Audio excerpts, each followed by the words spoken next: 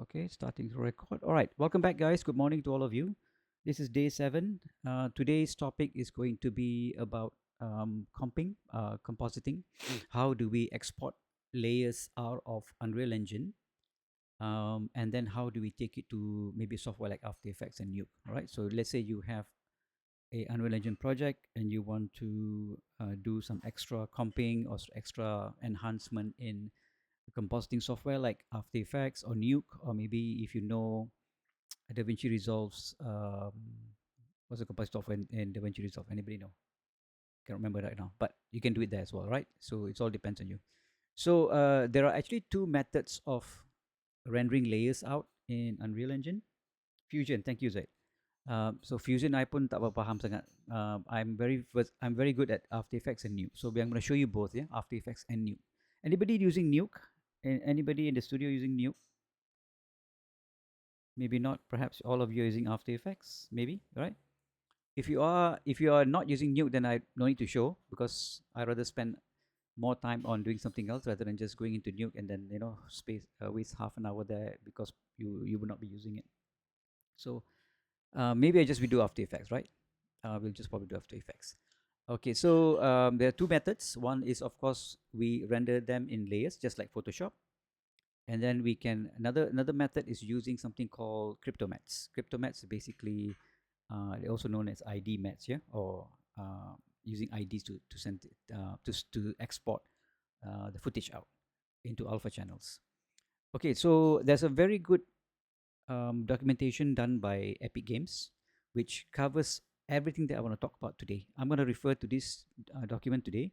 So let's say if you jump back, if I jump to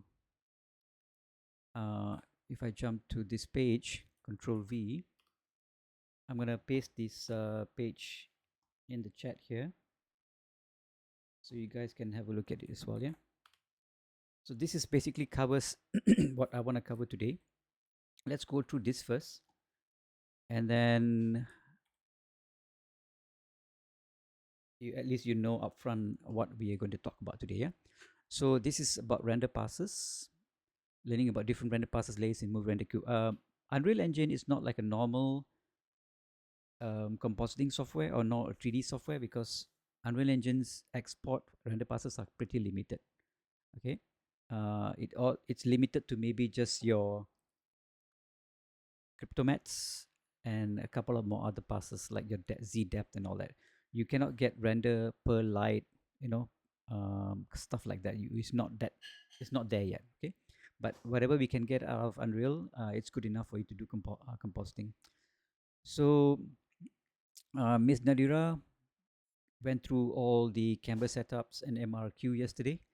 We will do a bit of revision on MRQ just to refresh you guys of what happened yesterday. Maybe just a few, maybe some of you didn't turn up. So for us to for us to export render passes out of Unreal, there's actually a plugin that you have to enable, right? So as soon as you jump into Unreal, I'll show you where this plugin is. It's called Movie Render Queue Additional Passes. So this allows you to do things like Cryptomat and other stuff. Okay, so you have to enable this plugin, and then we will proceed. So if you are using the normal setup of MRQ or Movie Render Queue, you can actually set up what we call a deferred rendering. Okay, so there are two options. One is deferred rendering, another one is actually using path tracing. So for deferred rendering, by default, you can actually export all this stuff. So you have your detail lighting, lighting only, reflections. You can export this bunch out. So whenever you enable this render passes, in your MRQ, you will have these extra options here under rendering. Okay, you will have deferred rendering, detail lighting only, reflections, anything that's unlit, and then also object IDs. This is the cryptomat thing that I was talking about. Okay, and then obviously you can export as path tracer as well. Okay, so this is how it looks like. So you can actually copy this out and actually put in your MRQ to get this sort of things out. In an MRQ, there's actually what we call a token, naming convention or token, where you can actually split your render using each render passes, name of the sequence, and also the frame number. So if you get this out into your Explorer or into your desktop, into your hard drive, you'll have them separate assets in different folders or in the different render passes. So you actually can import that into Unreal or After Effects. Sorry, import it to Nuke or After Effects. Okay. Okay, so this is the final image. So if you do what we call a image without post processing, you get something out like this. Perhaps you want to enhance further in the compositing software, you can get something like this. And then we have something like object IDs.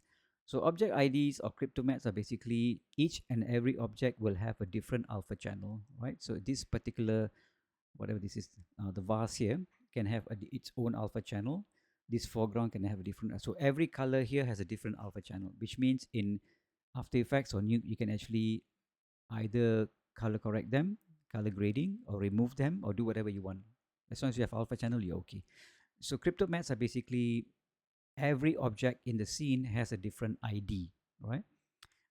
In Unreal, you can also not only every object, you can also put every material. Let's say one object has several materials, like perhaps this book, right? The cover page and the side of the book is different material. Then you can actually also export as different alpha channels if you want to if you want to go in that detail. You don't have to, but you can, right? So this is cryptomats, and then this is your world depth. World depth means it's your Z depth, yeah, which means you can now use this to create depth of field. At the moment, you see this one has depth of field. At the back is blur. This one is very sharp in front. So we in compositing software like AE or Nuke, you can use this to create your Z depth or motion. Depth of field. Okay. So this one is available to actually export out of Unreal. And excuse me, I mentioned just now we have two rendering method. One is called a deferred rendering. Deferred rendering is actually set up by default. Okay, if in deferred rendering you can have several different passes. You can have what we call a detail lighting. I'll show you in Nuke shortly. And then they have only lighting only. Okay, lights only. And then we have reflections only. So you can actually export this out if you need to use them in compositing, right? And lit as well. All right. So this is different. This is different lighting.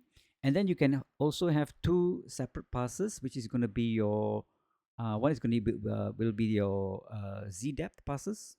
Okay, another one is going to be your the second one is this is going to be your, let me see, world passes. Yeah, world coordinate. That means in a software like After Effects, you can take this and recreate the 3D scene using just a 2D image. Okay, world position they call it. Right? So you have your Z depth and then world position. And these are some of the setup. They will explain to you what is in, like all this you have here, right? What is accumulator includes alpha. What is disable multi-sampling effect? All these are explained over here. So if you missed out, you can come and read here what's all this about. Yeah. This is the world depth I'm talking about. Yeah. World depth pass. You're basically your Z depth. So in Nuke, we use something called Z defocus. It's a node to create the depth. Yeah. So this is actually a Nuke script. I can copy this and paste into Nuke now, and I can get the node done everything for me. Right? Copy full snippet. If you're using Nuke, then everything is ready here for you to just copy paste. This is motion vector. Motion vector, if you want to create motion blur, usually sometime in 3D software they don't create motion blur because motion blur takes a long time to render. So they switch off motion blur in 3D software, and then they will bring into compositing software like AE or Nuke. They will enable the motion blur in there, but you must have this motion vector pass. If not, it will not work. Okay, so it's cheaper to do motion vector in Nuke or AE compared to doing motion blur in DCC. So if you have a large, very long scene and very huge scene, and then you want to save some time, better do motion blur in compositing software. Okay, but you need to have this depth. If not, you won't be able to do it. All these extra passes that you can see that we can, like Z depth and world motion vectors and world passes, are called AOVs. Yeah, arbitrary AOV. Hang on, the O I forgot already. AOV. Arbitrary output variables. Yeah, if I put VFX. Arbitrary output variables. There you go. Right. I don't know why they make it so complicated. Arbitrary output variables. So everything, all these extra passes are called AOVs. Just in case you want to know, if somebody mentioned AOV, now you know. Okay. And then we have something like stencil layers, which we're going to talk about right now. I'm going to show you how to do layers. Layers or stencil layers is the same thing, which means now you're actually extracting layers out of whatever you want, right? Let's say if you want to extract the foreground, you can actually select them and put them into layers, like this stairs at the back, and then you have the fastest here, and then this extra whatever gadget this thing is called. Okay, you can extract that and then comp in After Effects or NUKE. Okay, they even show you how to do it in NUKE as well. So you can actually color correct this guy separately. So you're breaking it up into layers.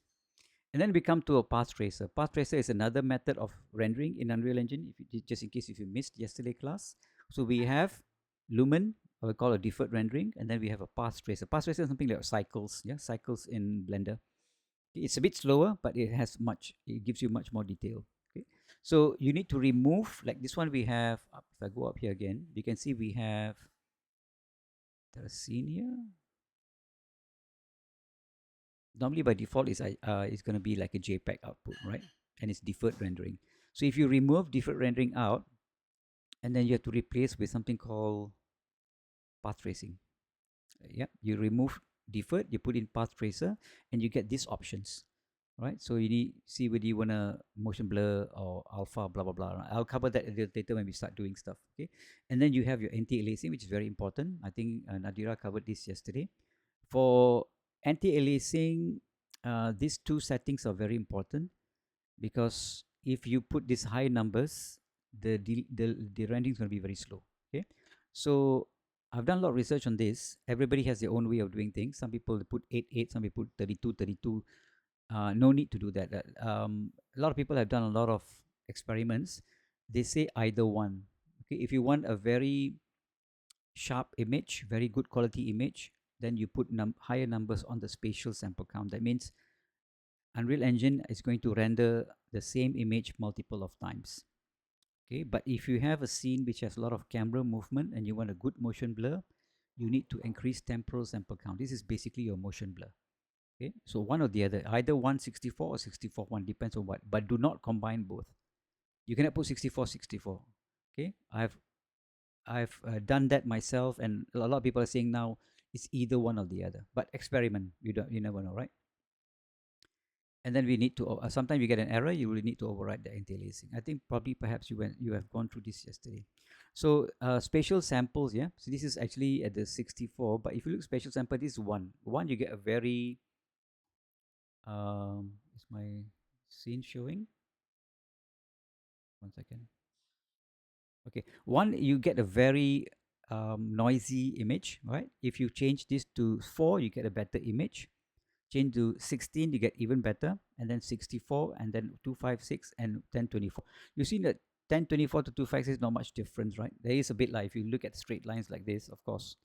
Okay, but sometimes you just get away with 64 or 256. But all this is experimenting. It all depends on your scene and your project.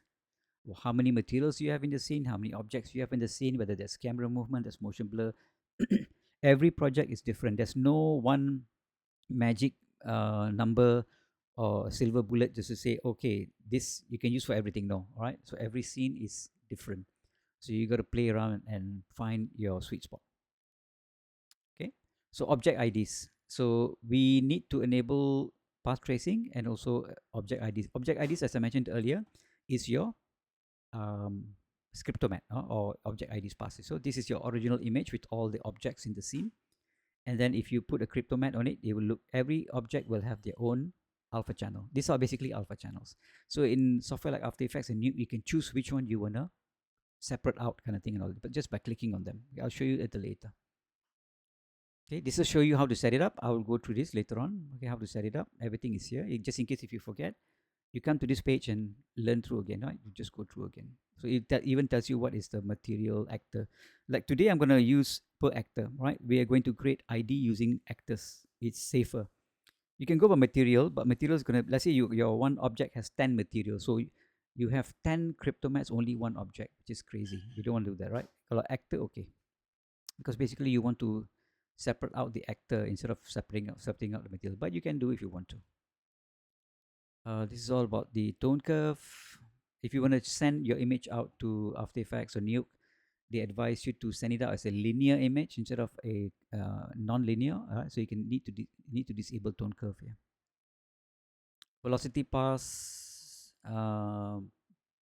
Okay, this one have to be enabled, and then they also give you a script of how to set it up in NUKE as well. So you can copy this script and put it into NUKE, and you will get this setup automatically done for you. This part here they only need change the image sequence. Let's go down. This is quite lengthy. UI render. Okay, that's it, right? So I don't know. That's the other parts are all not important for us.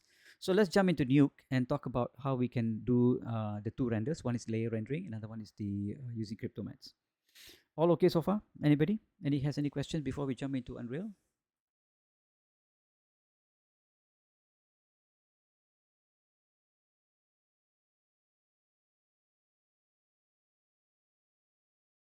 Okay. All right. Let's jump into. So the last time we had a chat or we had a session, I remember I told you guys to download the coffee scene, the coffee cafe scene, right? I'm going to open that up. I still have it here.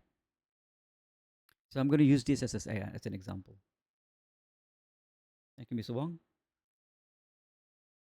Thank you, Dira. Thank you, Zaid.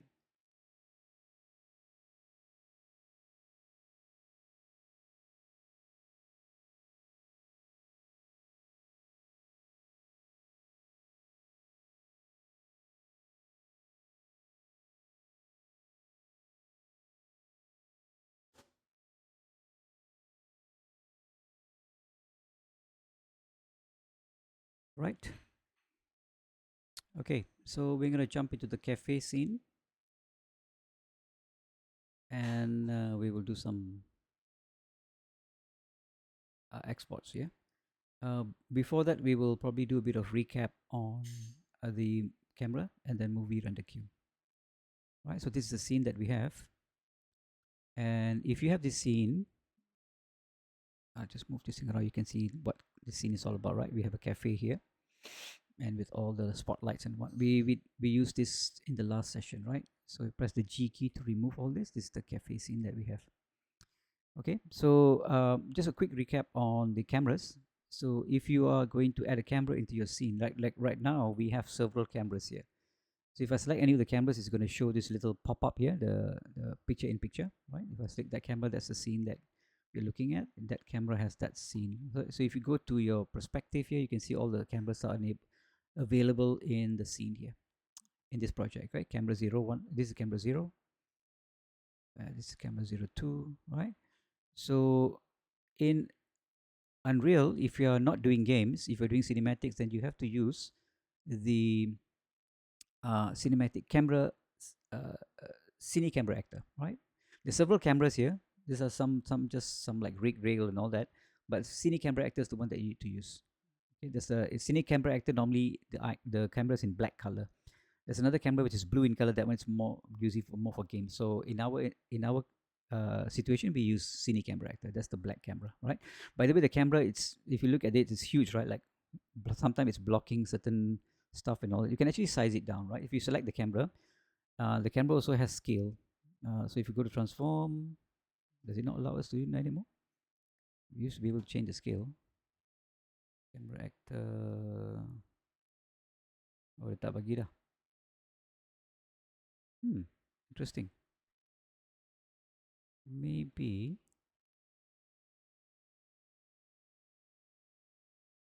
you used to be able to change the scale of the camera. Cameras. This one boleh. I don't know why sini camera kali tak boleh. Maybe it's locked. I don't know. But this camera, if you look at camera 01, I can scale it down. So I can make it to 0.5. Okay, this is the camera 01, which is this guy over here. Right. So if it's blocking your view, anything, you can bring it down. Maybe you can make it smaller. Right. You can actually change the scale of the camera if it doesn't have, if you don't want it to be that big. Let's put it back to 1. Sometimes it's huge in the scene. Okay, so use Cine Camera Actor for your scenes, and then when you want to render, you have, I repeat, you have to have a level sequence. Like in this case, this particular scene already have a level sequence. If I go to my restaurant scene, if I select my animation sequence. Nope, so animation sequence, level sequence. There you go. We have several sequences here. Sequence 1, sequence 2, sequence 4, 5, 6, 7. What happened to sequence 3? I don't know. Restaurant scenes, level sequences. There should be a master. Okay, let me just open up sequence number 1. Okay. How do you create a sequence? So what you need to do is, let's say you go to any of your folders here, or okay, any of the folders. Let's say I go back to content, disable this. You can do a right click in your content browser, you go to cinematics, you see level sequence. But I don't recommend you to do this. I don't like to do sequence like this because you have to do 2 steps. One, you have to create the sequence and then you can drag it and drop it into your outliner. So I prefer if you do this way. Let's say you want to create a sequence now for this scene here.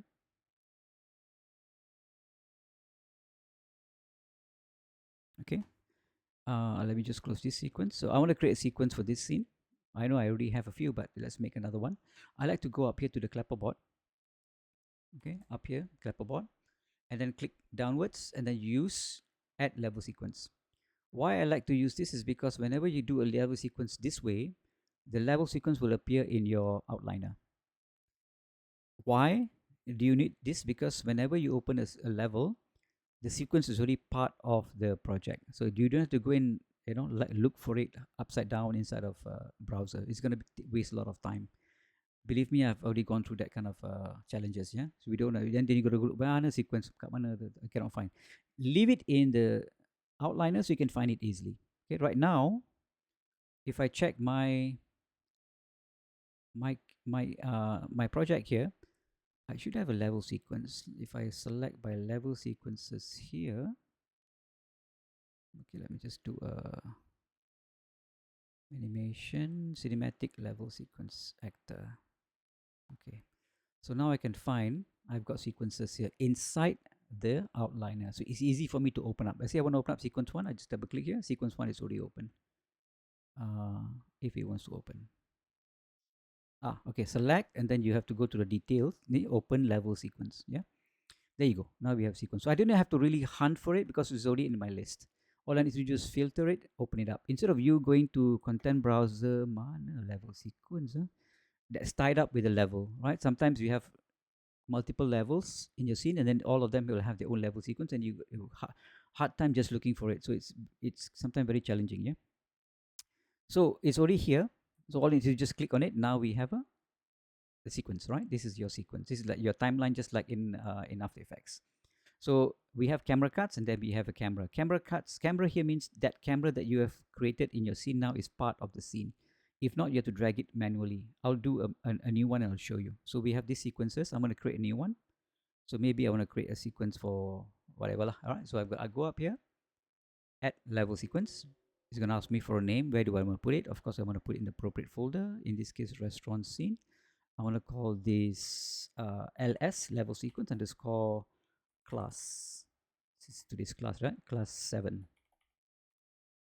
Okay, so it's going to be in the root folder here. Save. See, it appears in my outliner, class 07. And it also opens the sequencer for me. So all I need to do now is, if I have a camera in my scene, so now if I look for camera, any of these cameras, I can just drag and drop. So camera 01, drag and drop into the sequencer. Okay, when you do that, 2 things happen. One is, of course, your camera comes into and in as a layer. Number 2, you have a camera cuts. Camera cut is basically your shots. Okay, so let's say you want to do camera 01 for the first shot, and then camera 2 for the second shot, camera 3 for the another shot. You can do that as well. Nadira went through this yesterday, so I'm not going to repeat that again. Yeah. So if you are in this mode where the camera is highlighted in blue, which means now you can actually move the camera. Camera is movable, so be careful when you already lock your camera down. If this is blue, if you move the camera is going to move. In this case, this is our view now, right? We're actually looking at this crystal tissue box. Okay, so this is, if you want to lock your camera and you don't want the camera to move around, you just click on this icon. Okay, so now whatever I do, I cannot move. See, I am inside here, I'm trying to move, I cannot. But if I am here, I can move. I don't want that, right? So if I can, you can use Shift C for that. Shift C is to enable, disable. Yeah, C for camera. Okay, so now I have one camera. There's no animation because we have not done any transformation yet. Cool. Okay, you all went through this yesterday, right? Do I need to talk more about this? Because I want to jump into doing the compositing stuff. Anybody has any question about this, or you want me to talk any about the camera anymore? Because sequencer dengan camera dah kita dah buat semalam. Already done it yesterday. I don't want to repeat too much. This is just a refresher. The most important setups here for your camera is these three guys here, yeah? Current aperture, local current focal length, and then manual focal distance. This will set up your scene to be like this. Now it has this nice depth of field look at the back. See at the back? It's blur, depan sharp, yeah? This is because the camera has been set to current aperture of 2.8 and they're using a lens, a 35mm lens. And then we have a focus distance. If I change the focus distance now towards the back, see the back is sharper now, the front is blurred. So in cinematography, they use this to focus your eyes to where they want you to look, right? This is what we use for cinematics. Okay, so I think Nadira did go through this, right? So if I select my camera here, the properties for the camera is here in the details panel. If you go down here, you can see it's a 16:9 camera. There's no crop settings. And then we have an aperture of 20.2.8. Everything that's here also replicate dekat sini. Tapi these are the most three being used to do your cinematics. Yeah? And then if you look under focus setting, you should have this thing called the draw debug focus plane. If you enable that, they will tell you where you want to focus at the moment. Okay, this purple squarish, whatever that's in front of you. If you move your focus distance, see, they can tunjuk where is the intersection of where you want to focus. If I want to focus the chair at the back there, I put my purple plane there, and it will be focusing on that. See, now it's focused at the back. If you want to focus back in the front, there's this tissue box here. You bring your focus distance to the front, intersect with the tissue box. This guy. Okay, now if I open this, and now this is sharp, at the back is blur. Very simple, right? This is for photography 101. Okay, so let's talk about layers. I've done my refresher on the camera stuff, so let's talk about layers. Okay, so the first thing we're going to talk about is render passes using layers, like this one. Sorry, not this one. Down here.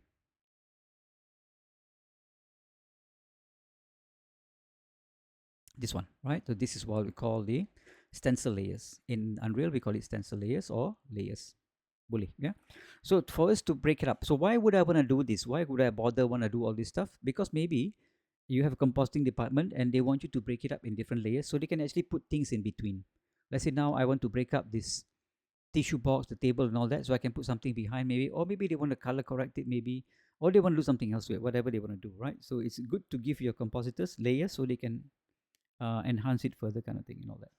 Okay, so how do we do this? So in order to do this, you need to enable your layers panel. At the moment, I don't have layers panel here. I got one layers panel here because I was playing with it yesterday. Let's say that's not there, right? So I've got my details panel, I got my levels, I got my, okay, where is the layers panel? How do I bring it out? You go to Window, Layers.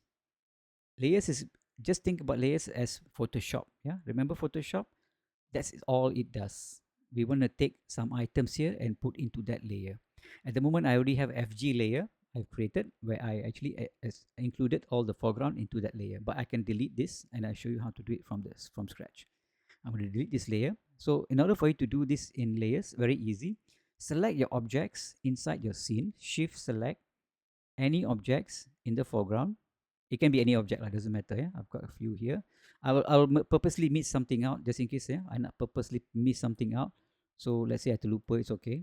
I take this number, the reserve sign, the paper. Okay, I want to take all this into their own respective layer. All I need to do is select my objects here. In my layers panel, I do a right click. I say add selected actors into new layer. Top, masuk dah. Okay, I'm going to call this FG for foreground. There you go. That's it. Done. Okay, tapi I lupa this salt shaker here. It's okay. Select the object. You right click on the layer. Say add selected layer to the selected layer. Add selected actors to the selected layer. Very easy. Done. Right? That's disappeared because the eye is closed. That's it. Very simple. So you can select any object inside your scene and put them into their own layers. But I just want to do this one foreground because I'll show you some basic stuff and then you understand and then you can proceed. Okay. So let's say for some reason I need to copy, I need to put this in their own layer. So actually in After Effects nanti, I can boleh comp separately. That's it. That's all you need to do. Okay. So next step is to go to MRQ, Movie Render Queue. Right. I'm just going to export as a single image, so I can show you how to do import in After Effects. So in MRQ, to enable MRQ, go to this clapperboard. Okay, there's also a new way of doing the MRQ stuff. Is going to come. It's not here. They took it out again. What version is this? Might be using the wrong version. This is 5.6. Yeah, correct. Where's it gone to? It's supposed to be up here, right? Say.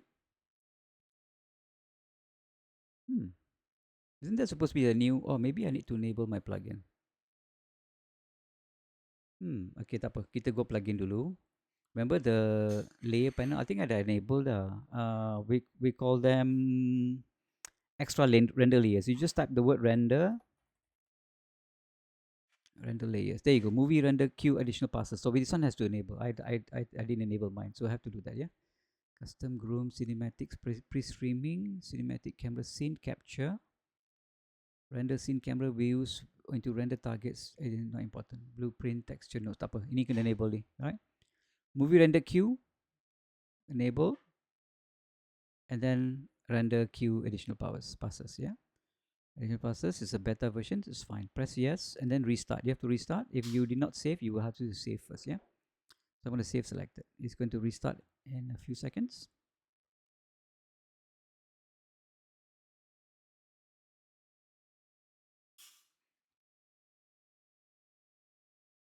Okay, we are back.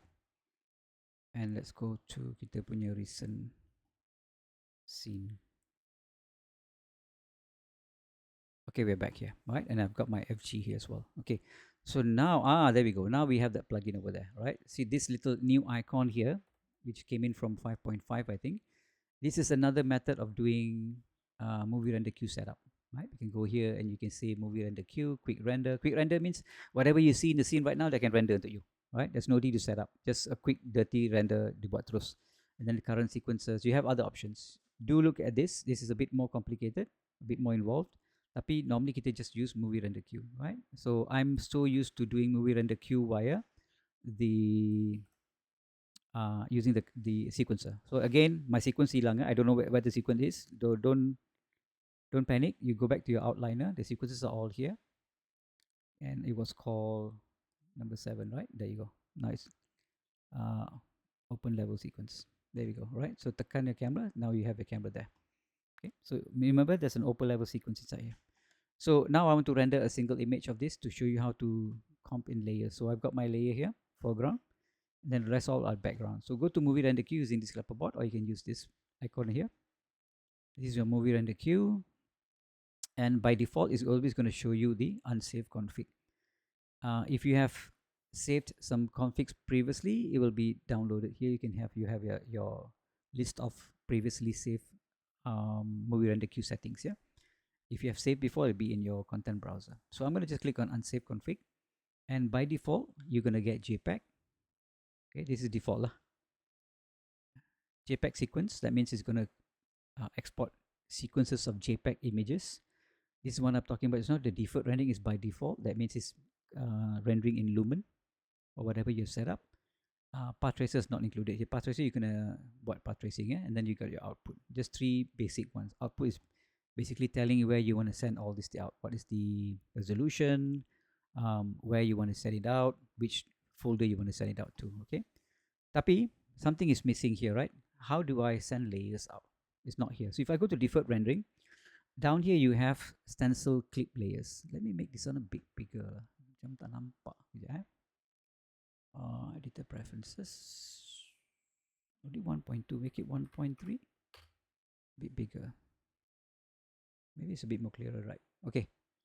So in the deferred rendering, you have something called stencil clip layers. This is the one that we want to talk about, right? Stencil clip layers. And then there's one thing called render main pass. Of course, you want to render the main pass because that's going to render the background. In our case, there's a L default layer, right? Or add actor layers as well here as well. You're going to tanya you which layer you want to export. Let's say inside here you have plenty of layers, FG, MG, BG, whatever G lah, all right? So you can actually list all over here. So for this setup, normally kita leave alone render maze pass, okay, and I'm going to click a plus sign here, and I'm going to say put in the FG. There are 10 actors in the FG layer, okay, because we already have one layer here, so I'm going to involve that. Also, please tekan add default layers. This is going to be your background. Okay, kalau you tak enable ni nanti takut you get the foreground but your background tak keluar, right? Remember the documentation is mentioned that somewhere here. I think there's a settings down further down here. This is your setup.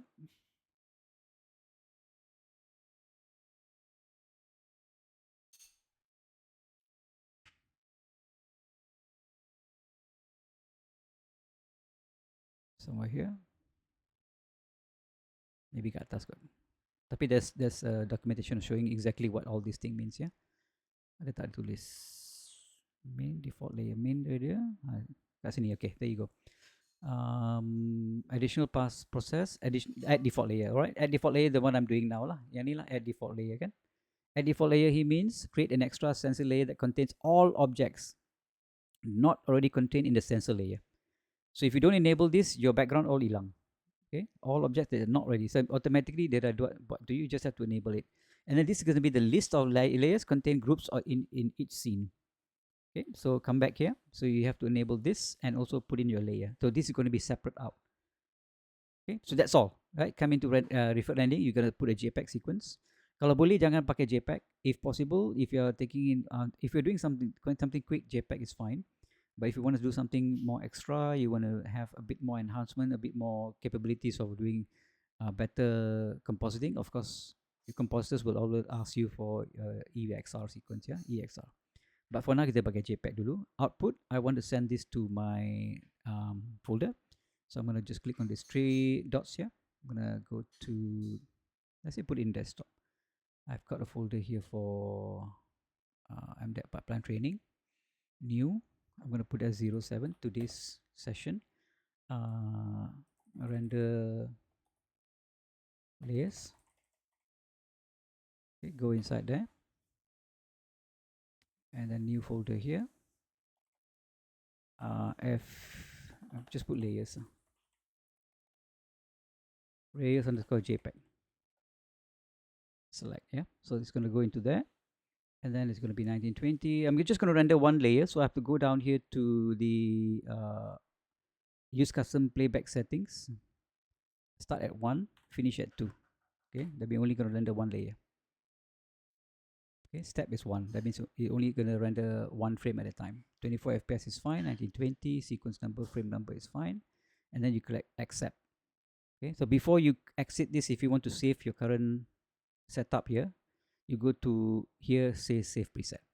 I'm going to do a save preset, put it into, where's my restaurant scene.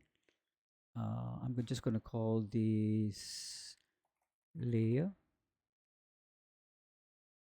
render. Okay, layer render. Call it whatever you want, it's okay.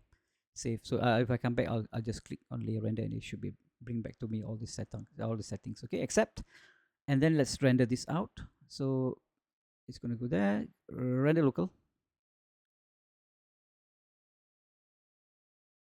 I lupa letak anti-aliasing tapi tak apa, we'll do another one. Okay, so this one don't worry about it. Clear, set. If I go back to MRQ, if I go back here, you can see I already have layers, right? I've got this all bunch, everything in one go, just in case you want to use as a reference. I've got just the background and I've got just the foreground. All laid done for you, right? And then this one is we can take into After Effects. Okay, so let's jump into After Effects quickly.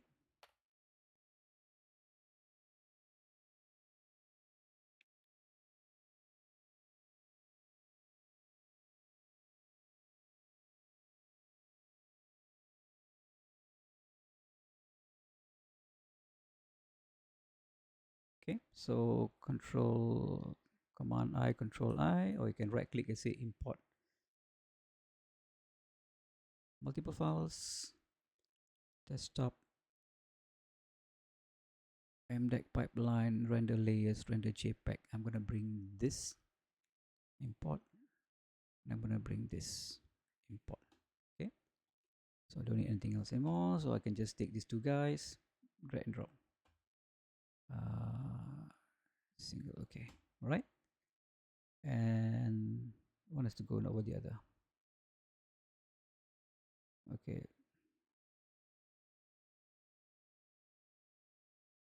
okay, I need alpha channel. Oh, sorry, okay, so the problem is now my layer is JPEG, so I shouldn't have any alpha channel, right? So the problem is now I cannot key this out because this is disturbing. Let's just say in Photoshop you need to mask the thing out, okay?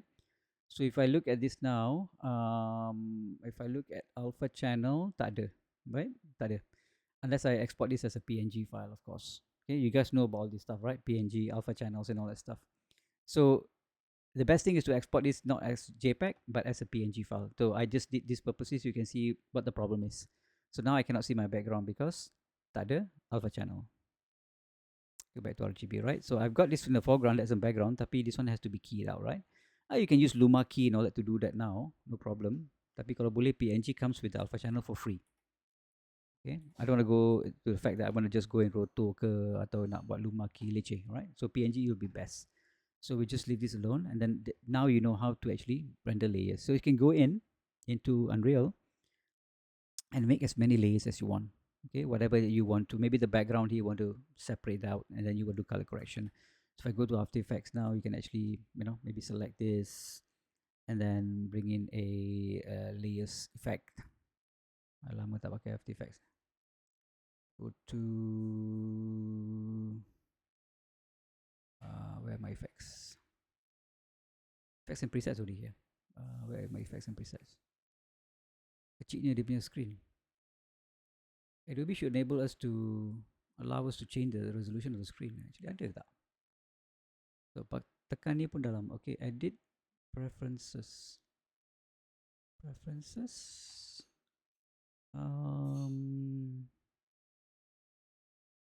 I don't think so.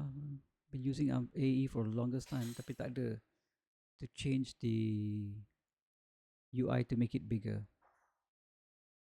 Maybe I have to change my whole screen, tapi tak apa. Alright, so if we go to levels here, then bring in levels. You can change your levels and all that lah, yeah.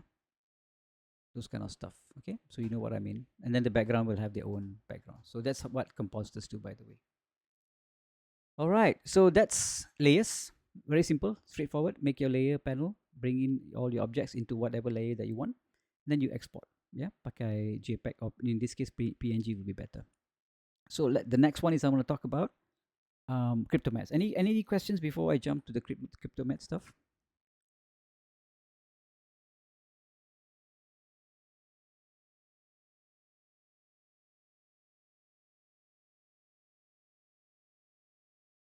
Okay, talking about this deferred rendering stuff with all this detail lighting, reflections, and all that.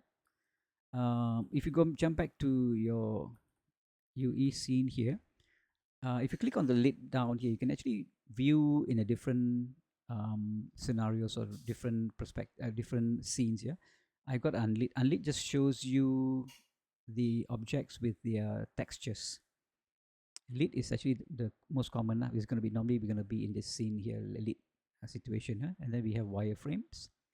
We have lit wireframe. We have lighting only, no textures. Object and no textures, just lighting only. Sometimes you want to check your lighting, where's it coming from, kind of thing, and all that. We got reflections. So all this can be exported out actually. Okay. So how do you see this in like a full form? You can go to buffer visualization. You can see we have base color, custom depth, custom stencil, final image, shading model, right? Not all of this can be exported. Hopefully they will figure things out soon. So if I click on overview, you can see I can have a view of all my stuff. So this base color, specularity, subsurface, world normal. World normal will look like this. So you actually take into NUKE or AE to recreate the 3D if you want to. In NUKE, they can do that, right? There are nodes. You can recreate this 3D in NUKE, so you can do compositing. Then this is the actual view, the opacity. We have shading model, roughness map. You can take this one out and then put into another software that can actually adjust all the roughness, the metallic, and then we have scene depth. This is more for like ZD focus stuff. So all this you can export. By the way, there's actually a new. I saw there's a plugin on Fab which allows you to do this all not automatically, but as you can do that now. So if I type in AOV or if I type in render passes, there's this plugin that this guy is selling for 136 ringgit 58 cents.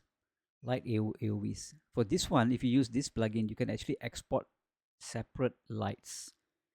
By default, you can't do it in Unreal Engine, right? You can actually export lights separately. So if you look through this, you'll read through. If you need to, you can use this particular. This one's only 45 ringgit. This one just passes of the light. So in Unreal at the moment, you cannot separate lights out, yeah, tak boleh. But if according to this guy, he's selling this plugin. He said this one can also go until version 5.6. Okay, so you can actually export light passes. It's a light passes, yeah. That means kalau you have 10 lights in your scene, you can bring them in as separate passes if you want to. So if it's important for you, you can go and grab this plugin. You also have batch MRQ, color management control. Not bad, huh? The tag AOVs, render multiple crypto maps with one click, render light passes by actor tag. So every actor which has a light on it, you can actually separate the thing out, right? Light passes support movie graph. So I think we should check this out as well. Okay, it's personal. It's only 136.58 ringgit.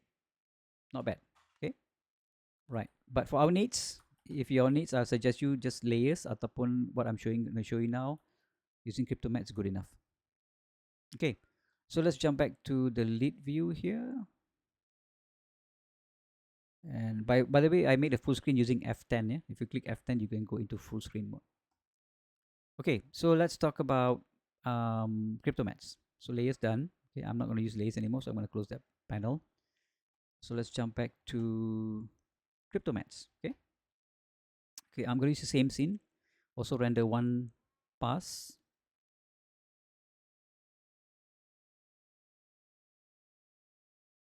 Show you CryptoMats. Okay, so if you notice this scene that we have many objects, right? We have these seats at the back. We have lights. We have foreground and everything. Okay, so what if your compositors or you yourself want to do something changes later in for some reason, right? If you want to say, okay, maybe I want to probably need to change this to a different color, right? The glass probably change a different color, or this crystal um, tissue box, we need to change to a different tone or something like that, right? So you have an option of actually putting alpha channels on each and every object here if you want to. Okay, so this is how you set it up. So in this case, let's go back to MRQ. Okay, and then we will make a new one. I'm going to clear the config, make another one, right? But for CryptoMats to work, you cannot export as JPEG sequence. Okay, we have to change this to EXR. I think we can't resize in UE. You mean After Effects ke UE? UE boleh kita resize. UE we can go to edit. UE kita boleh tukar UI. Edit preferences and then kita boleh tukar kat sini, kan? Application scale. Blender pun boleh. AE tak boleh. After Effects betul. Okay. So exporting as CryptoMats. So click on the unsafe config again. We cannot export as JPEG. Okay, so JPEG ni kena delete. We have to look for settings. We have to look for EXR. So if you go down the list here, we have something called EXR. Here we go, right? 16-bit. By the way, most of the companies who are doing compositing and all that, they prefer EXR lah. Yeah, BMP, JPEG and all that, they never use. So the why EXR? Because EXR can contain a lot of information. So every render pass, like your specularity, your base color, your shininess or whatever that you have, it can all put into one layer. Okay, that means one EXR layer can have up to about 2048 layers. Okay, that's how they, yeah, this is all done by ILM back then. Okay, so EXR sequences. Not only that, EXR sequences, you have it can have several different exposures. Okay, remember if you go to things like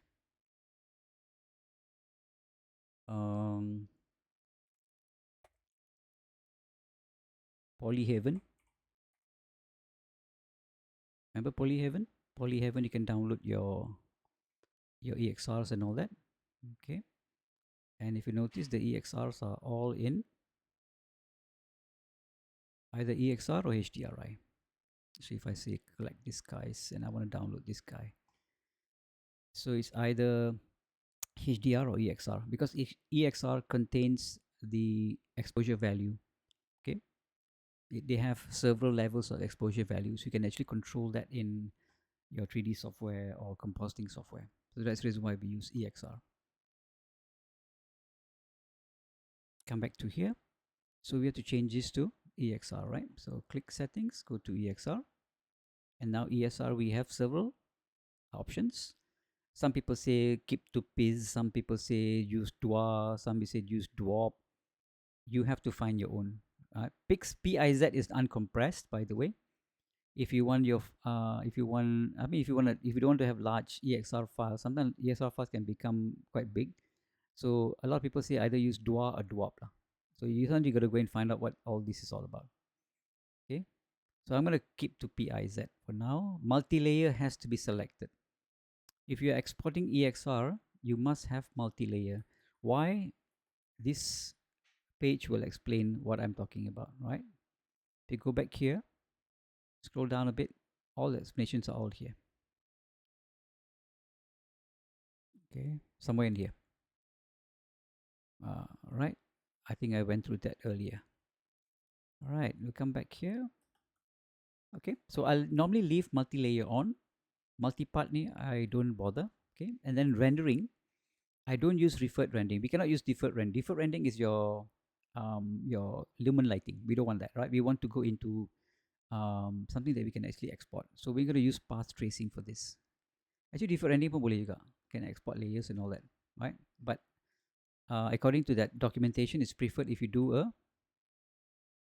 a path tracer rendering, right? Path tracer. So now you can see we have reference motion blur. So if you have motion blur in your scene, you have to enable reference motion blur. You can see there's a little pop-up here telling you what it's all about, right? If you don't want, you can actually go into that documentation and find out what it's all about, right? Under actor, accumulator includes alpha. Accumulator means your scene, yeah? If you want alpha channel, you have to enable alpha channel. Of course, we want alpha channel because compositors love alpha channel. You don't have to do roto. If you want alpha channel, you have to do roto, which is going to waste a lot of time. Okay, and then we want reference motion blur. We have to enable that as well. But it's not all experiment, guys. Yeah, you have to play with this. It all depends on your scene, depends on your project, and then we have to go into something called, because if you don't enable that layer, the plugin just now, you will not have all this stuff. Yeah, if the plugin was enabled, I will not get all this stuff. So what we're looking for is actually object IDs. Okay, it's not called CryptoMat here. It's looking for object IDs. So enable that, and in object IDs, here you can choose what kind of CryptoMat you want to have. I would say to be on the safer side, just use actor. That means every object in your scene will have its own CryptoMat or its own alpha channel, or in this case, object ID. Material will be too much, okay? Or even you can go even by folders, or you can even go by layers. So every layer will have their own object ID. You can do that as well if you want to. But what's the point, right? We want every actor. Okay, so include translucent object, tak mau lah. See what it was. The object included, object path appropriate. Okay, now mind, we just forget about translucent, and then path tracer is on. Path tracer normally we just leave as default. Just enable these two, and here we have something called additional post-process materials. They already given you two. Okay, they already given you two passes here, which is going to be your. They give you a world pass, world depth for your Z depth. They also give you world, and also one more. Hang on, can't see with this thing on. There you go, right? This is your motion vector. So if in case you want to do motion blur, they give you two passes already for you automatically.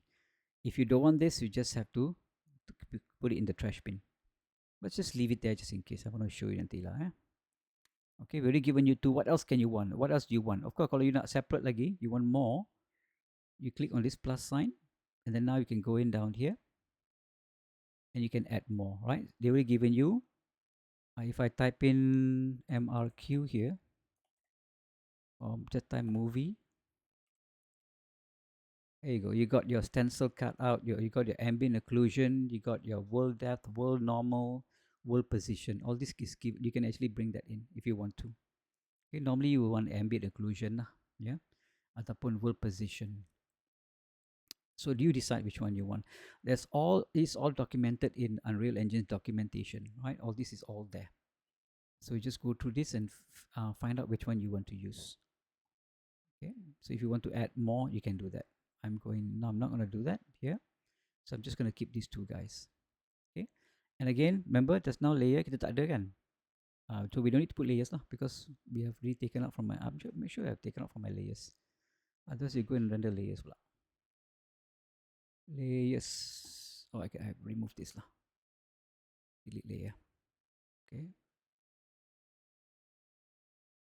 Okay, still there. Oops. All right. So render main passes is on. By default, it's enabled. Okay. And then we have EXR, object ID enable, path tracer enable. Path tracer is actually to export EXR files. If you want to export EXR files, you have to have path tracer on. Okay. Actually no need lah. Tapi path tracing will be giving us a better resolution. Output. Okay. Again, same thing. We're going to go to the three dots here. We're going to go to render layers. I'm going to say this one is the PT and object ID. Okay, object ID. Select that folder, and then here we'll maintain the resolution 1080 and use custom frame rate start mau. Again, I'm going to custom playback range. Okay, 1 to 2, only one frame. Okay, and I'm going to save this as a back in restaurant scene. That we already have one here. This is how it looks like, by the way, your movie render pipeline primary settings. Yeah, I'm going to call this pt underscore cryptomat. Okay, save. All right, so it's going to be there, and all you need to do is just accept, and let's send this out for render. It's going to be in that folder. Render local.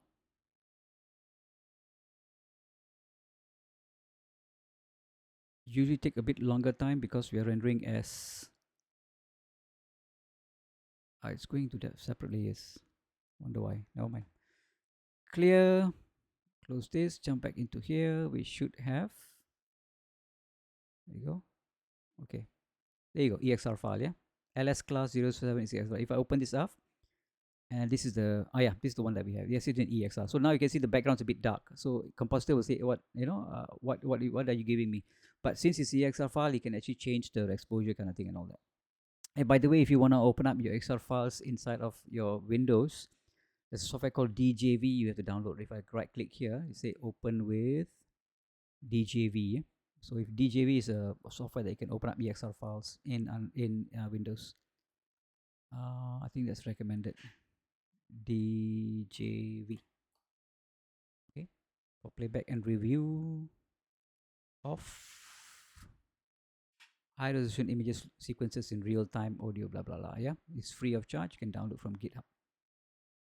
You can also do passes and all. You can view passes inside here as well, right? In DJV. Let's try see whether they can do passes or not. Should be here somewhere. This is a memory. What's this? Frame image with the view locked. I have not really experimented with this. View window playback audio. Adalah somewhere here. Debugging information. I know that you can actually have different passes. Okay, tak apa. Let's now go back to Unreal. So we already got our EXR file. So I want to show you in NUKE first, because I'm actually quite familiar with NUKE instead of After Effects. Let's do it in NUKE first. You can get free NUKE version if it's non-commercial, right? You can use it. I'm using NUKE X here, non-commercial. Okay, and then I'm going to bring my EXR file into here. So all I need to do is just drag and drop. This one, drag and drop here, all right? Then I'll hook up with my viewer. That's my scene there. Okay, and if you want to see the extra passes, okay, you can actually put in a layer contact sheet node in between here, and you can see all the passes. At the moment, kita ada berapa? Kita ada, yeah, let me just enable this. We have RGBA, we have actor, hit proxima, other what is. Oh, that's basically your cryptomat. This is your cryptomat, right? And there's something down here which I can't see. Actor, hit proxima 1. Okay, I don't know what that means. Maybe because it's just cryptomat.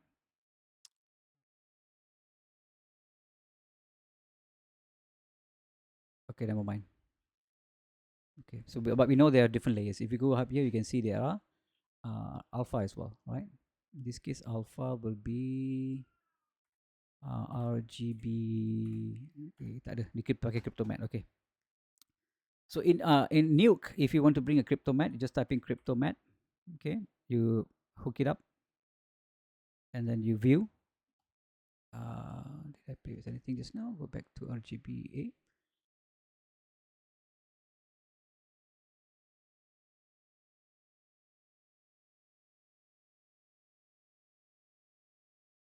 Alpha. Okay. All right. So now you can see all these things, right? You can see all the colors for every scene here. Okay, sorry, every object here. Every object has an object ID now. Okay, so if I go to cryptomat, let's say I want to remove this tissue box out of the scene and I want to do something to it. If I press alpha right now, A for alpha, there's nothing. I'm hitting A on my keyboard, by the way. There's nothing here. Here we go into the alpha mode lah. So those who are not familiar with Unreal, sorry, with NUKE, okay, alpha mode. But now if I take a picker, preview mats, I can preview all the mats. If I take my picker at, okay, click on it, and then now if I press Control and click on this guy here, it's already listed here as a napkin dispenser. Okay, now I have alpha channel. See that? So this one is now in my alpha channel. So I can click all in front here, whatever object there is, and the salt pepper thingy there as well, and this. So now these are all in one alpha channel. So I can actually put something in between behind there. So that's all you need, right? So since I have that as an alpha channel, thank you very much, Cryptomat. I'm going to put you aside, and I can use a color grade node. Okay, that's a grade node. I'll press G for grade actually. Okay, plug in there, and I'm going to use the Cryptomat as an alpha channel. And view that. Okay, I can even make it. So grading is basically a color correction in NUKE lah. So now you can see I can actually color correct only the foreground. Right, I'm actually expect only for the foreground gain and all that. So in front foreground I can now bring it up, and if I want to change the background, background will be a different grade lah. Okay, so all this you can do. Let's say if you want to change a bit of the color kind of thing and all that, right? So I'm just affecting only the foreground. So this is just to show you that you can do this. Okay, so let's do this in AE pula. Close that. Not gonna save. I'm gonna jump back to AE. It's not AE. This is AE. All right, so I'm gonna delete that, and I'm gonna bring into the EXR file. EXR import. So that's my so small lah. So I'm gonna bring in my EXR file, just a normal EXR file. Okay. So in After Effects, there's also a effects presets called Cryptomat. So you just type CRYPTO. There you go, Cryptomat. You drag and drop onto the scene. Similar to Unreal, similar to NUKE. Let me bring this up exposure up a bit. You can see. Right, you can see there are different layers. Right, so similar to NUKE, you can also use the same method, right? If you go up here, you can see there's a selection, manifest, colors. You can also look by matte. You can view by matte RGBA, matte only, colors. So we have not chosen the matte yet. So if I were to output colors layers. So I make 2 of this, I think. Control D.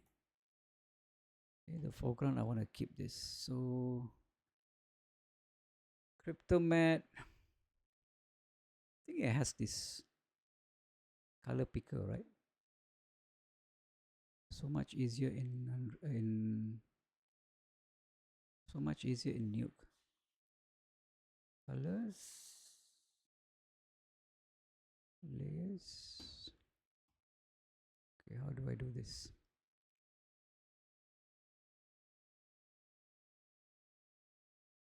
I thought there was like a click and drag. Cryptomat.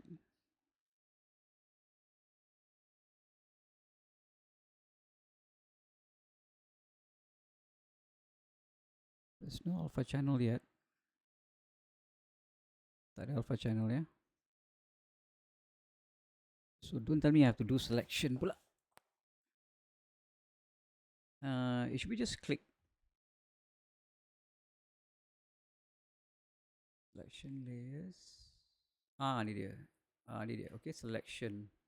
So I'm going to select this. Oh my god, do I have to do selection?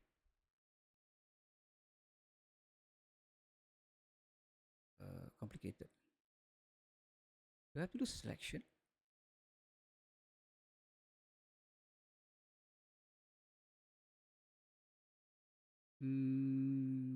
Right click in the text fields to copy and paste. Okay, do that. Wildcard expansion requires selection with wildcard. AE complicated lah. Selection. Tak kena select dulu kan. Manifest.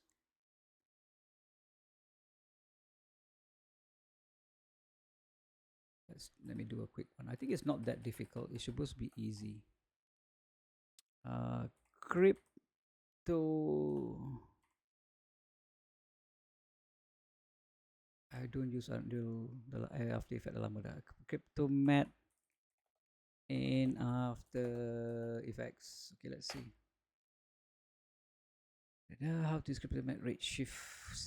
Cryptomat in Redshift. Cryptomat in export a 3D render. Okay, done. EXR import into After Effects. Cryptomat Factory. Okay, you can then click object in the preview window and select them and create mask. Select object. Select object. Select. Okay, good. So now shift select. Jama lah macam new. Okay. Select that. There's some stuff at the back.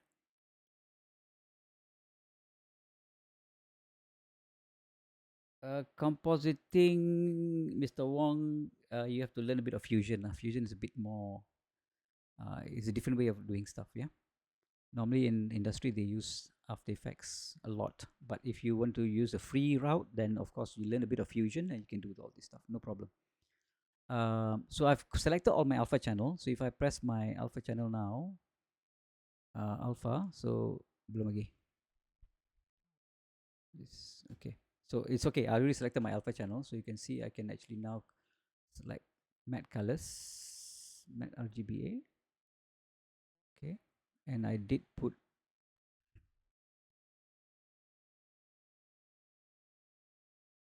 did I put a level just now? Some presets. Okay, never mind. Matte colors. So now you can see it's already taken out the background. Yeah. Matte color. So now background is different.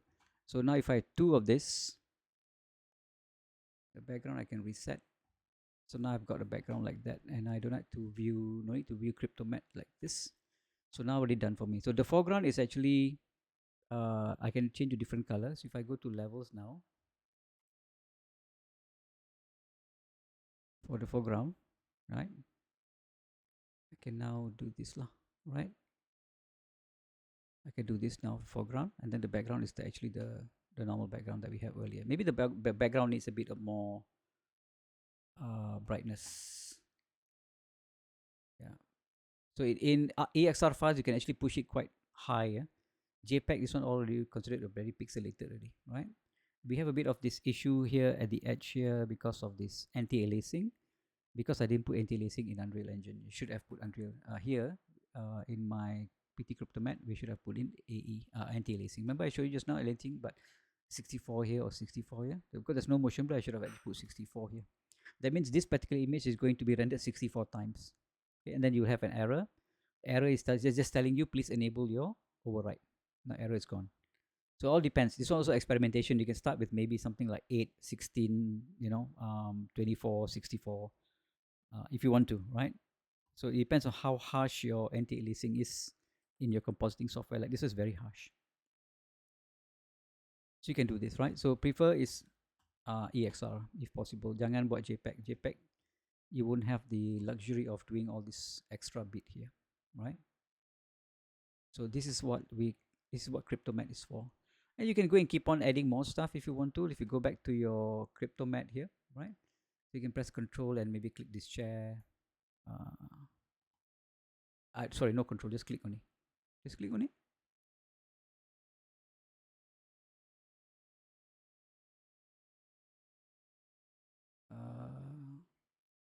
Will it allow me to put extra?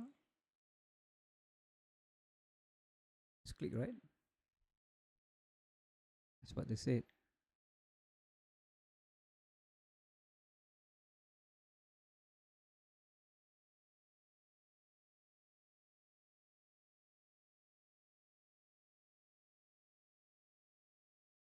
Oops. Well, you can add more if you want to, yeah. This one doesn't have, this one has Cryptomat. After Effects in leceh sikit. Maybe there's a button here so you can actually add more. Colors. Okay, there you go. So now you can add more, right? Shift, shift, shift, shift. Shift, select, shift, select, shift, select that, shift, select the chair as well if you want to. Okay, now you can actually add more. So you have to be in the colors mode, and then you can see your method colors, or you can see your RGBA. And then you can enable this one, and now you can, when you do levels for this, can actually, the chair is already included, right? So that's how you use Cryptomat, layer by layer ataupun object by object. Cool, very easy, right? So you can choose the layer way of doing things. 3 companies haven't signed in today. Okay. You can do the layers way of doing things, or you can use the Cryptomat. Up to you. Sometimes you can even combine both if you want to, right? Because everything be separated using separate or different objects. So that's if you want to do that, you can do that. All right. So and then you can export this out lah, if it is a JPEG, EXR, or whoever else that wants to deal with it. Like if you want to do color correction and grading in After Effects, Premiere Pro, or DaVinci, or whatever that you have, you can do that as well, right? So this is more like doing some extra bit just to make things look good. Usually we will do that in filming and animation, right? Because we're never ever satisfied with what you can get out of a 3D software like Unreal. Like initially when I was using Unreal, I was trying to do everything and anything and everything I can inside of Unreal. But I found out that you still need software like DaVinci. At the moment I'm using DaVinci a lot. I don't use Premiere Pro anymore, right? DaVinci, because it has a lot of extra bits that I like. And it's, of course, it's free lah. But I have the paid version because I like all the extra effects that comes with it. And for compositing, I usually use NUKE. I don't use After Effects anymore because NUKE has this extra capability to doing 3D stuff inside there, 3D compositing kind of thing. So that's it, right? So that's that to it. There's nothing much else that I need to cover. We already done. All right, let me see if I need to cover something else. Object IDs, this is what we have mentioned just now. Setup. For setup, if you want more information about what exactly they are doing, just come to this documentation and read it, yeah? Anti-aliasing, of course, right? So let's try and export an anti-aliasing and see how good this image is going to be. At the moment, it's very jagged at the edge, right? So I'm going to export this as a anti-alias. So let's do one more. Let's go back to our... So I already enabled anti-aliasing here, right? Just settings, anti-aliasing. and I'm giving it, let's say we don't put 16 yet lah. Always experiment first. I'm gonna put 8 for now, because the bigger the number, the slower the render, guys. Okay, because AUE has to render this 8 times. Okay, let's put a bit more higher. Let's put 16. Okay, temporal, because there's no motion blur. I'm gonna just leave it to 1, and I'm gonna save this as same name, Cryptomat. I put underscore AA, and I put like AA 16 underscore 1. So I know this is AA 16 1. It's PT Cryptomat NTLA 16 and 1, right? Save that. All right, so I'm going to now render this out and go to output. Same thing. Make sure I go here and I delete this other stuff first. I'll leave it there lah. We'll do another folder. We'll go back up, make one more folder.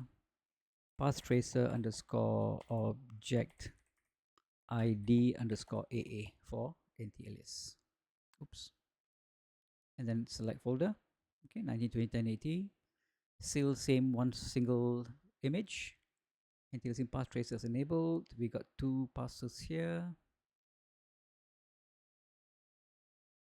Unfortunately here, if you enable your layers and you want to delete, it will delete all the layers, yeah? For some reason. So you have to go and cari balik. So just leave it alone first. If it's blank, it's blank, right? You don't want to like go and look back for all this stuff. Render passes main by default. We are not using layers anymore. Object ID is there. Every actor. EXR sequence PIZ. Let's do DWAP or DWAP lah. See how small the file becomes, right? Just now was PIC, right? I just want to see experiment. Use DWAP. Accept. And then we render this out. Render local. Okay. Clear. Close. Go back here. So we open here, right? That's the EXR file. This is 2186 kilobyte. Just now was how big? 7.5. Wow, that's a lot of difference. It makes a lot of difference if you have like 1,000 of these frames, right? So that's 7 megabyte, right, per frame. And this one, if you change to DWAP, it's only 2 megabyte. Okay. Okay, looks cool. So let's jump back to AE. Then bring that in.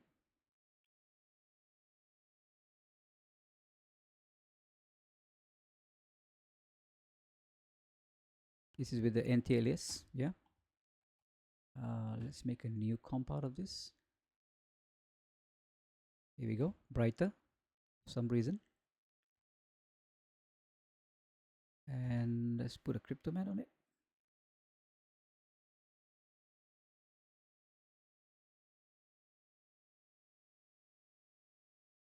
Whoa, you can see all the edges here.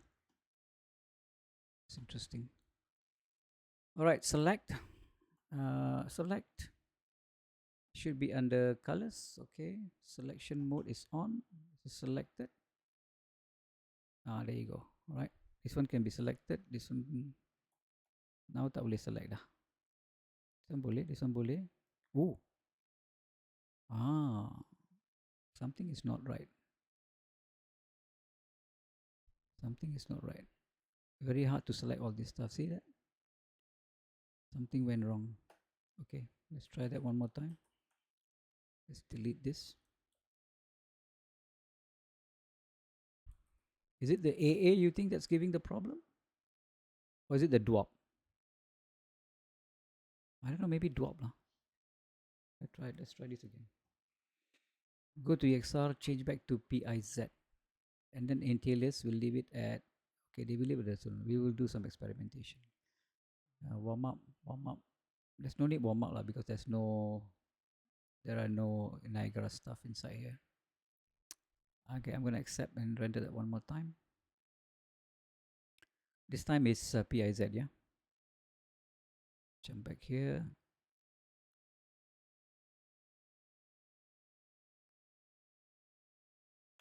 Is it? Okay, let's try this. So this is the fun part, guys. This is all experimentation. I like doing this. Okay.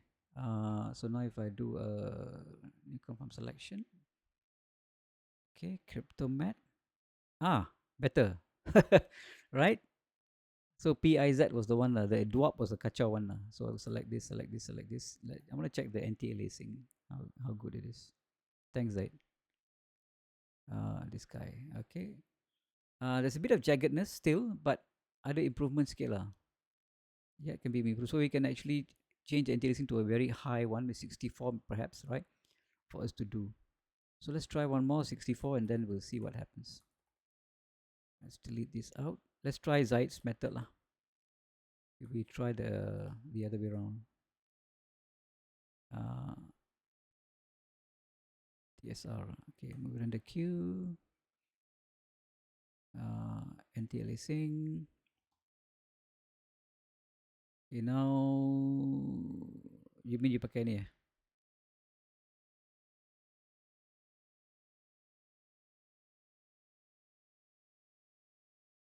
So let's try 16 here pula. It'll give you an error, right? But sometimes it's okay. You just ignore the error, will be okay. Good. It's telling because your temporal separation count is more than 16, blah blah blah kind of thing and all that. But sometimes you can just forget about it. So use TSR. TSR is basically the most highest AA method or solution is in Unreal. Of course, we have the slow one is FXAA, TAA. TSR is a new one, or the most highest, right? Let's do this. I'm gonna get an error, but let's try this lah. It's all the same. PIZ.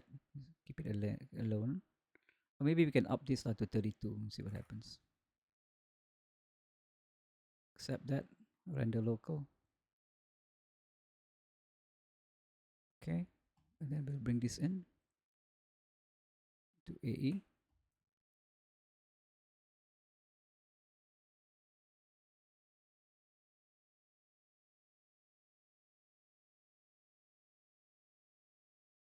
Make a new comp. Bit smoother, right? You can see that it's a bit smoother. Cryptomat on it, and then just click.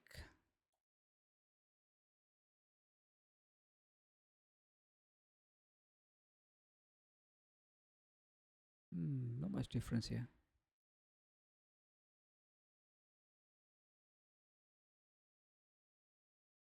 Control D that and throw away Cryptomat. Oops, delete.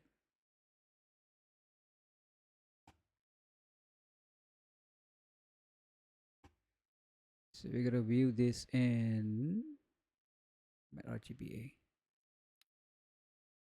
Right. So I do a bit of color correction.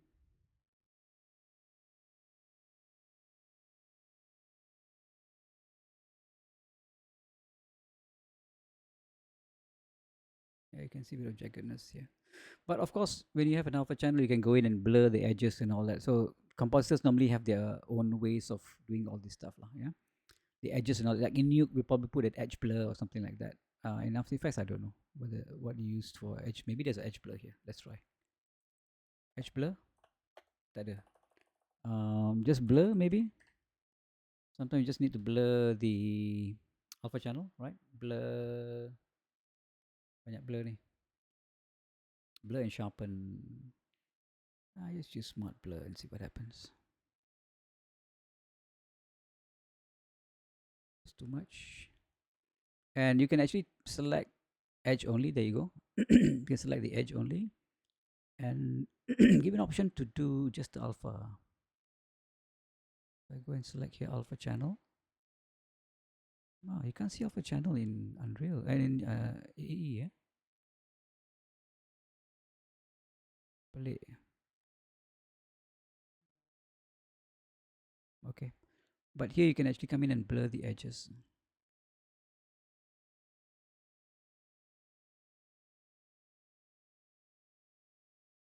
All right, don't know how this works.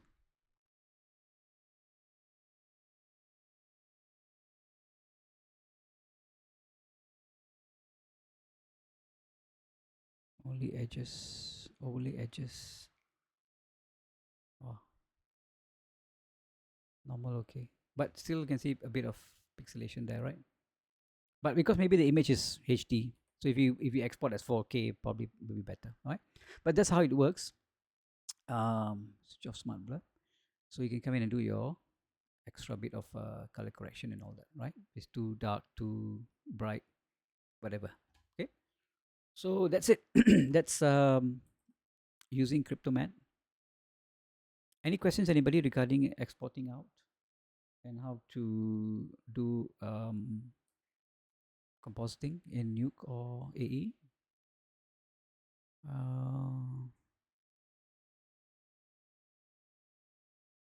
Yeah, you can come and play with all this stuff. Yeah. So as I mentioned earlier, in UE, there's not a magic bullet that you can use all in all. I mean, all the time to create your renders. So every project, every shot, sometimes you have to change things, right? And then as you go along, when you learn all this experience, then you can do much faster, and you know what you want to do. Okay. So that's it. Very simple, using layers, and then you can also use Cryptomat. Up to you. Sometimes we use both, because every layer can also have their own Cryptomat, and then you can have much more control in compositing. This one, where does this take us to? Layers panel. Okay, this one will cover what I've just covered. Create a new layer, blah blah blah, kind of thing, and all that, right? So here you can learn about more about layer naming and all that stuff. It's very straightforward stuff. I think that's it, right? Did I miss anything at all? Render passes. Disable tone curve if you want to do, if you don't want to go aces, if you color management wise, if you don't want to go aces, you can put a color output and then enable disable tone curve as well. So all this add as you go along. Do not add everything one shot, right? If you want to, like if you're set up here, like everybody will start throwing everything in, right? They go to here, they put the game override lah. They'll throw in a console variable, and then they throw in a color output, and then sometimes even they put a lot of other stuff, right? It's because somebody else told them what to do. So that's not a good way. What you need to do is you need to experiment. Like this one, do without with and all that kind of stuff, right? So you try path tracer, object IDs, and then color output. You can disable tone curve, right? So a lot of people will tell you to do this, but why? You need to understand. Console variable, I think there's one important console variable if you want to have a high-res image, is to use something called I normally keep all these little gems with me on a little text. I make a text file, and I'll keep all this stuff with me. I think it's called what's the one that makes the image bigger and then brings it back to become smaller? R dot scale something, right? R dot image depth of field, motion blur scale. No. Screen size, screen percentage. There you go. This one, screen percentage. So this is kind of a good CVAR to have, or console variable. Here you can put, let's say you put here 150, right? That means UE is going to render your screen, so your image 150 times bigger. Not 150 times, it's 1.5 times bigger. And then later, when you want to, when it captures it, it's going to bring back to 100%. That means now your image has more detail in it. Okay, so sometimes people go up to 200 as well, right? They want it goes up to 4K and then brings it back down to 2K, or in this case HD. So this one also experiment, a lot of experimentation. So these are the CVARs, or console variables. If the bottom of the screen, if you want to know more about CVARs, at the bottom of the screen, there's this thing called enter console command. You just type in help, HELP. Okay, you press enter, you get this website. Okay, this one will tell you all the CVARs that's available. But please, please, please do not put all the CVARs in. Experiment one by one. I see a lot of people, they give like a ton of, okay, if you want to do MetaHuman, you have to have these CVARs. If you want to do foliage, you have to have this CVARs, right? But try one by one. So sometimes when you put all this thing in, and suddenly a lot of problems, flickering and all that, then you don't know which one to, which one is giving the problem. So you have another headache, right? So if you want to talk about renderers, so these are the CVARs regarding renderers. If I type in like r.screen percentage just now, right? Screen percentage, so just type r.screen, it will look for you lah. Search and help as well. Okay, screen percentage. Ada tak? Should be. Just type screen. There we go. Screen percentage. Hey, that it should be interesting. High res shot. There's another one called high res shot. If you want to send the image out as a high res single shot, you use high res shot in the command down there. Yeah, then you can put in your the resolution and all that kind of stuff. Yeah. Screen percentage tak ada. Interesting. Screen, I probably need to type in. Tak ada. Oh, interesting. Don't know why it's not there. Okay, but a lot of people they use that, right? If you want to understand more about all this stuff, there's a guy called William Faucher. I think he did a recent one about rendering and all that. That is his experience, of course, right? He's only telling what his experience is. There are a few more other people who are doing all this stuff, but if you notice, everybody has their own way of doing things, right? It all depends on what they are doing. So if you go to YouTube, take it with a pinch of salt. Don't 100% agree with them.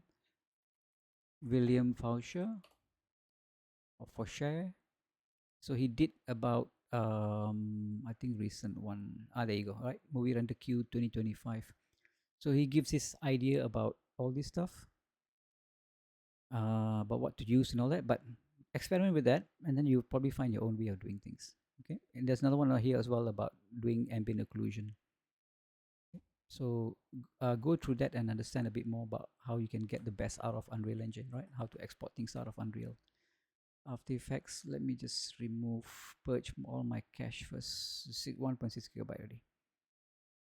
Okay, don't save. All right. So, any questions? I think I'm done. I know it's supposed until 1 o'clock, but the topic is just that, right? It's just how to export things out of Unreal and try and make things look good.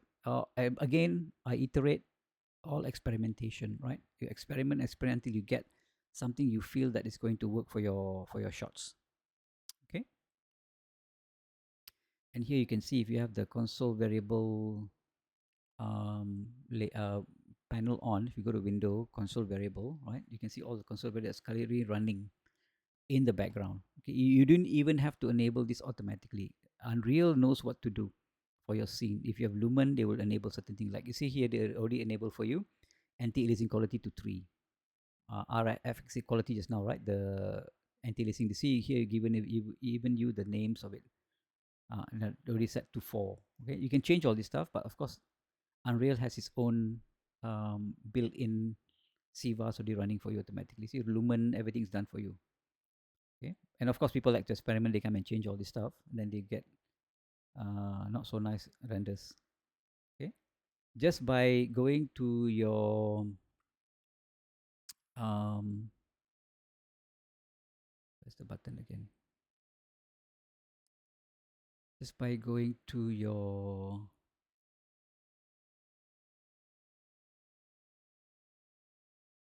I think it's here now.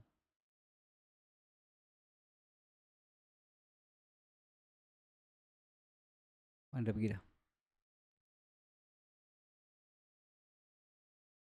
They keep on switching it.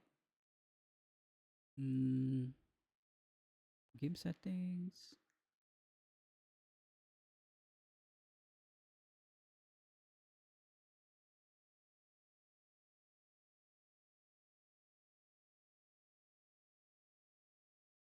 Scalability, there you go, right? They put into here. Very tucked in, cannot even see now.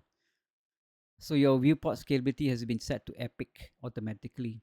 So when you render, it also sends to cinematic automatically for you. You don't have to go and tekan cinematic, because when you put the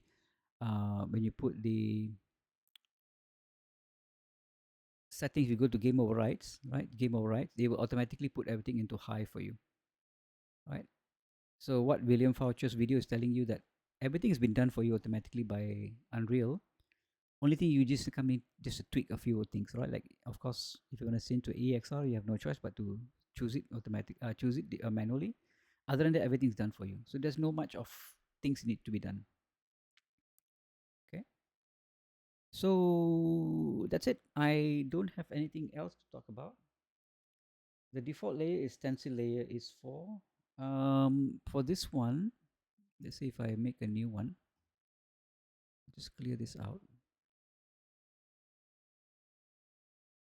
Like clear config. So by default, you don't get anything layers, right? If you have a layers panel and you create layers, it's just like Photoshop. You need to come and tell Unreal that you want to separate them up. Okay, if not, Unreal will just render as one scene like that, one image. So under your deferred rendering, here you can actually enable the layers. So you can click on plus sign and you can come and list all the layers here. At the moment, there's no layers. Okay, so if you have made about 10 layers here, you can choose them one by one. All right, Mr. Wong. So just like you're doing in Photoshop, you separate things into layers and then you go into AE and you combine them up. So you can individually change um, the levels or the color correction for every layer. Only if you have layers. There's no layers, it will say it says none, right? So browse layers pun nothing. Okay. Add default layer means you're going to render the rest of them automatically. All right. Any other questions before we split? So what else do we have here? Interlacing. Normally the one that we use here is a lot is interlacing, of course, must. Camera, if you want to do multiple render, if you have multiple cameras in your scene and you want to render all of them at one go, you enable the render, right? Because here you can see render all cameras. Actually, a YouTube video I made about this. If you want to understand how to capture all cameras at one go, so you can like edit inside of Premiere Pro and all that kind of stuff, you can do that as well, right? Look at my video. I show you how to do this as well. And then console variables, if you need to. Remember, I just know maybe the screen percentage is probably the one probably going to use a lot lah. Screen percentage, yeah. High resolution, no need, because automatically Unreal has already make it high resolution for you. Perhaps you want to do OGO, game overrides, yeah. Perhaps. And then of course we can export BMP and all that. I hardly use BMP. It's either PNG or EXR, these two. Yeah, PNG just for me to do a quick test to see how my scene looks like, and if I have the urge to go and extend it or be a bit more enhanced in compositing software, I use EXR. Now you can also export as a video as well. Right? Previously you can't, but now you can H.264. If you just want to quick send a quick render out animation to your clients or whatever, you can make it H.264. And of course, this one is enabled if you have the plugin enabled. No plugin, this one won't come up. Like object IDs will not be there unless and until you enable the plugin which mentioned earlier. Okay, otherwise it will be blank. That's all. Yeah, so you have your whatever method you want to export, your deferred renderer ataupun path tracer, console variables, game overrides, and output. Output also you can actually specify lah. You want to send to where? This is your destination. This is your name. It's going to be written as that. Yeah, that's the what we call a token. It will be shown like this, yeah, your sequence name and your frame number, right? If you want to put add more, you can just click on the side here. You'll see there'll be a list of things popping up. Put a space there, put a dot. There you go, right? You got number shot, you got a few more things. By the way, it's listed here down here as well, right? You can see all the stuff here. Okay, render passes, name, shot name, output width. All this token you put in, you can get all this information as your file name here. This is your resolution. If you want to set custom frame rate, let's say you don't want 24 but you want 30, you can set you want 50, 60, whatever is all here. By default, Unreal will send out as 24 FPS. You can override if you want to re-render on the same name, you have to override. Advanced here, don't really disturb. Frame count, if you want to do the whole thing from frame 0 to frame, maybe you have 1000 frame but you only want to render the first 500 frames, so you put like that. Yeah, sorry, this is the frame this is frame step. That means you want to render only every 2 frames, so 1 and 2, so only every 2 frames will pop up here. Let's reset this. And then here's your playback range, which means I want to render only the first 100 frames. So 0 to 100 lah, or 0 to 99. That's your first 100 frames. Normally there's no 0, there's a start with 1. In your timelines only start with 1.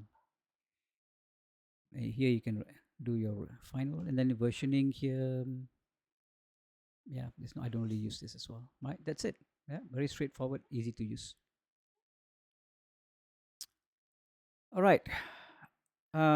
Any other questions before we're done with the session? Well, awal today, 11:46, supposed to be 1 o'clock. But I already covered whatever I need to cover for today. Right. Again, if you guys have any questions, tomorrow we are available tomorrow. Tomorrow is Friday. If you want to have a chat about your 1 minute video, Zaid and my team will be available if you want to have chat, right? If not, we will just leave it as nothing's happening tomorrow. If you want to have chat like Farah from Bloom Sidu or Mr. Wong, you want to have a further, talk about your scene. By the way, Zaid, I think is going to talk to you about your scene. Yeah, Mr. Wong, did he get back to you regarding your scene the other day? I think Zaid found a solution for that. Oh, dah, okay, cool. All right. And then Farah pun, I already told you what I need from you, right? You sent a message just now. We want a few seconds of animation from you so we can figure out how we can incorporate into Unreal punya background. Okay. Other than that, there's nobody else in here, right, that has any questions.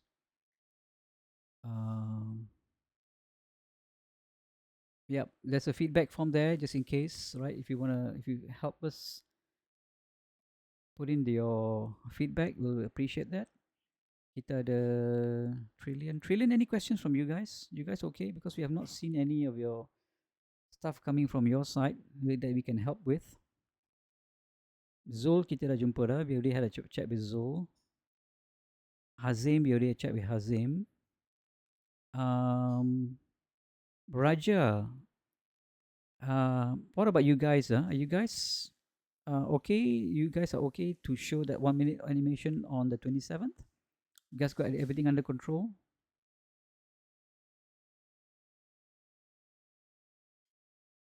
We would love to see during this kind of Raja lah. Raja, if you I would like to see what you've got prepared. What was it in the list? Yeah, Dune the Sky yang dah buat. Huh? Okay, dan tak apa. Dune the Sky, I think you've already done your stuff, so don't worry about that. Trillion dah buat dah? Trillion, no. We need to see lah. Trillion, if we can have a look at what you guys have done. And if you see that you guys know what you're up to and you know what you're doing, then we will just leave you alone. Because according to MDEC, we need to have a look at your 1 minute videos, so we can give like a green light to MDEC to say that you guys have done your stuff. Anything is okay, Zulda. I think that's it, right? Okay, that's it. Zaid, you got anything to add in? Nadira, anything to add in before we end the class?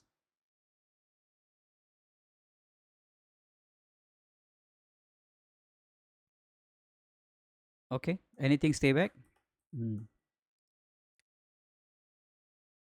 Okay, cool. So guys, if you have any other questions, please, you know what to do, right? Leave it in the chat. We will come back to you. Otherwise, you will have to look at this documentation, understand about how to export things out. Don't keep it too complicated. Keep it simple, right? Send things out very easy, simple one first, and then you can add to it and add to it and add to it, right? To make it more interesting. Don't start with something a lot of CVAs and putting everything in. No, right? Start with something simple first. Get the output done first. And then if you see, okay, I need more anti-aliasing, add more anti-aliasing. Oh, I need the screen to be more precise, more detailed, then you add a bit more screen percentage, or you can edit more spatial, spatial requirement kind of thing and all that. Okay. Okay, guys. Today's Thursday. Tomorrow is Friday. So if you need anything on Friday, let us know. Otherwise, we probably be done with the training, and then we'll maybe a couple of weeks from now, maybe a week from now, we'll jump in and check with you guys again whether you need any help to prepare for the 27th of October, which is going to be your pitching session. Yeah. Okay, kalau tak ada apa-apa, kita just bersurai lah. Okay, we're done for the day, and I hope to see you guys again in the next few days. Boleh? All right. Thank you very much for attending, and please give us your feedback for the training, and we'll see you soon. All right. Thank you, guys. Take care.